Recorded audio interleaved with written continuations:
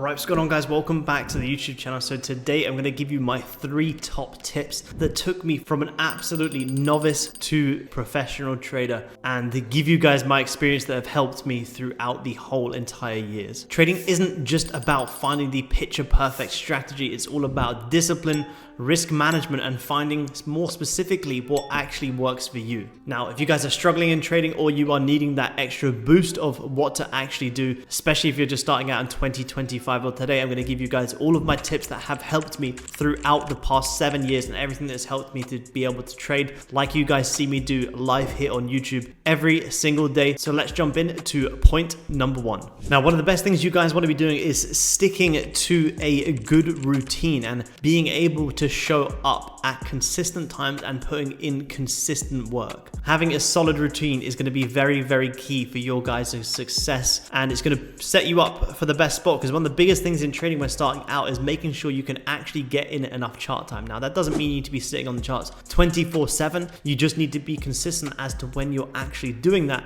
and making sure you're putting in enough hours every single week, and sometimes even on the weekends. Trading may seem like, it is eventually going to be something that you can have more flexibility with, which is absolutely true. You can have a lot of flexibility in trading, but in the beginning, you want to be being as consistent as you can and building as much data as you can. If you keep showing up, you trade a random bit of Asian session, then a random bit of London, then a random bit of New York, guess what? You're probably going to get very random results and you're not being consistent. Therefore, you're going to keep going around in circles and you're not going to know where you're going wrong or what to even do anymore. And when you create a good daily routine, you're not just preparing yourself technically, you're also building a good mindset to become a professional trader, because this is a professional career that you guys want to be doing for the next 5, 10, 15 plus years. For me, I start the day the exact same way every single day and even on the weekends, believe it or not. So the first thing I do when I wake up is I review the New York market close. I remember my trading plan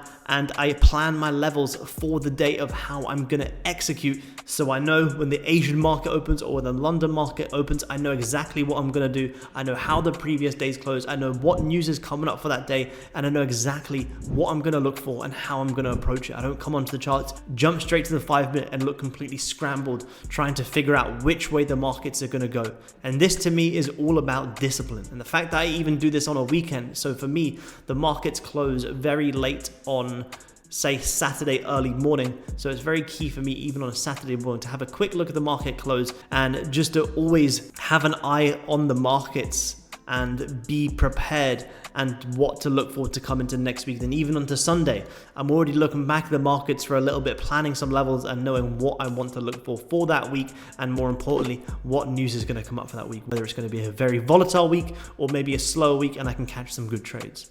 And being consistent with this discipline, like I say, this is going to help you build your data in trading a lot quicker. And this is what it's all about. You need to know what works for you. Do you like to trade the Asian session? Do you like to scalp? Do you like to day trade? Do you like to swing trade? You have to figure these all out. What time frame do you like to trade? Do you like the 5-minute? Do you like the 30-minute? These are things that you need to build data on, and the more consistent you can be with that, the more that's going to speed up your journey. I went round and round in circles for 2+ years, trading random times, random setups, random indicators, and guess what? I got completely random results for 2+ years. Building a solid routine is very, very key. And point number 2 is become a master at risk management, because guess what? Your job in the markets isn't to be right every single time. The person who's right every single time isn't always the one who makes the most money in trading. The best traders that I know are the ones who can manage their risk very, very well. And it might not be the most exciting thing to start off in your trading journey, managing risk, but I can tell you one thing, it is very, very key. And if I managed and learned risk management in my trading a lot sooner than I did, I would again be way further ahead. And risk management is a lot deeper than here's my risk, here's my lot size, I'm going to risk 1% per trade every single trade, and that's all that goes into risk management. No. Risk management is a lot deeper than that. And every single trade that you guys do take should be the forefront of your mind. Protect my capital at all times. Never get into a point of where you think I am absolutely going to send this this trade full margin to the moon and risk absolutely everything. This is the worst thing you guys can do. Always be thinking, even if it's a demo account, if it's a Top Step combine, be treating it in the perspective of I am going to protect this capital as much as I can and I'm going to make money second. And early on, I learned this the hard way, that's for sure. I'd let emotions take over. I would take trades that didn't align, up the size when I had a bigger loss, thinking if I make this trade back, then I'll make back my loss and some. And trust me, it never ends well. You may get lucky that one time, but over a long period of time, I promise you guys, this is absolutely not the way to trade. And for me, risk management is also tied in with risk reward. You want to be trading with a good risk reward. Now, this doesn't have to be a 1 to 10 risk reward. Again, this is something that leads back to point number one. You need to find out what works for you. Do you prefer a higher win rate with smaller wins or a lower win rate with bigger wins? For me now, I prefer to stack up smaller wins than to always be looking for that jackpot trade that outweighs 5+ losses, just because that's what works for my psychology. So again, you guys need to find out what works for you and which way you want to approach risk reward. Whether you just go for an initial 1 to 2, 1 to 3, that's absolutely fantastic.